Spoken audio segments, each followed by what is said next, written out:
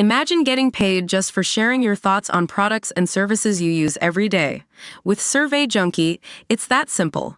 Click on the link in the video description to discover how you can start earning today by taking surveys. Throughout this interminable election campaign, Sir Keir Starmer has had one overriding mission: to do nothing and say nothing, while letting the Tories implode. His guiding principles have been caution and vagueness.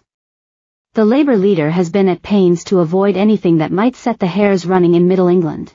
If voters were hoping to be enlightened about his intentions should he win power, they must feel bitterly disappointed. But the man is a lawyer. What did we expect? Honesty and straight talking. Was this, however, the day Sir Keir accidentally let the cat out of the bag over Labour's secret tax plans? When the party published its manifesto last week, the document was jam-packed with extravagant policy proposals to transform Britain. A new state energy company, renationalised railways, 40,000 extra NHS appointments and operations a week. More police, more teachers, more doctors and nurses. While most economic analysts agree Labour would need billions in additional revenue to pay for its program, Sir Keir has given the impression that the lion's share would be covered by surging growth. Ruling out increases in income tax, national insurance and VAT, he suggests only a few paltry tax hikes would be required to plug any fiscal gap. We're not going to be raising tax on working people, he has said repeatedly. These words would have sounded reassuring to those making their way each day to the office, factory or shop floor. But in a radio phone-in on LBC yesterday, Sir Keir finally let slip the truth. His definition of working people referred to those who earn their living, rely on our services and don't really have the ability to write a check when they get into trouble. This means millions of Britons, including pensioners, savers, and those who use private services such as healthcare, may not be covered by his tax rise pledge.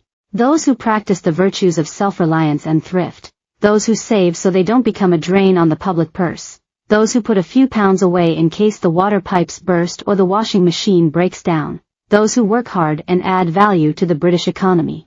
That responsible majority would face being clobbered by a Labour government whose instincts are to loathe the aspirational and prudent, treating them as piggy banks to be raided to fund the left's client state. Not convinced?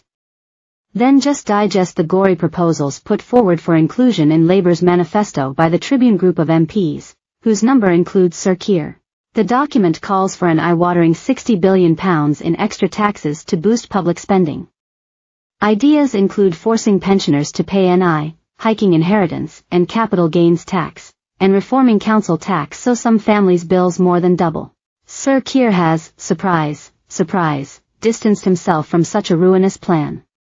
But as an avowed socialist, he'd surely be hugely comfortable implementing it. Despite his refusal to reveal his tax-raising intentions before the country votes, the polls suggest he'll win a supermajority.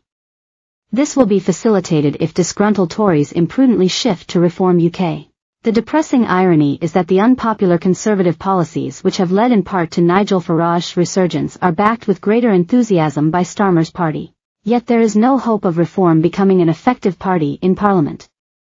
As a result, those abandoning the Tories must be careful what they wish for.